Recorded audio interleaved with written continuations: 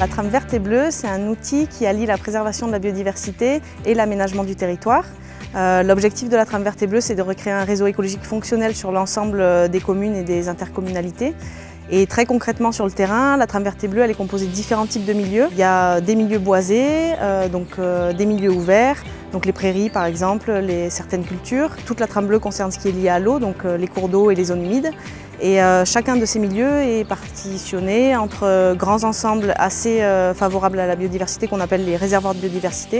Et ils sont reliés entre eux par des corridors écologiques. Et l'objectif c'est de permettre tous les déplacements des espèces et aux espèces de boucler l'ensemble de leur cycle de vie. Si on travaille sur la sous-trame des milieux plutôt boisés, on a les deux grands réservoirs qui sont de part et d'autre, donc les grands ensembles boisés. Et en fait, l'idée, c'est qu'au milieu, pour une espèce qui a besoin du milieu boisé pour se déplacer, elle puisse trouver son bonheur dans cet espace-là. Les élus ont la possibilité, s'ils le souhaitent, mais en dehors du PLUI, de mettre en place des mesures particulières comme les acquisitions foncières ou la gestion par des organismes privés de certains terrains qui ont un intérêt pour la biodiversité.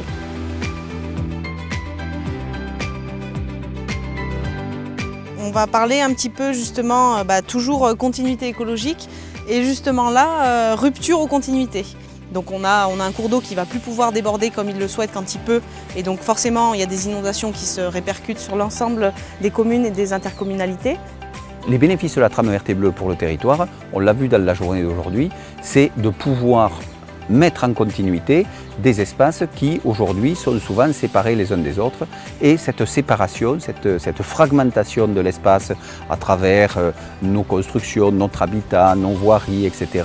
nuit au développement et à la survie même des espèces animales et végétales. Donc aujourd'hui on a la chance d'avoir une démarche autour des PLUI, des projets de développement. C'est peut-être l'occasion de se poser la question de bien maintenir ces canaux par lesquels les espèces peuvent se déplacer, se nourrir, se reproduire et continuer à vivre dans notre territoire.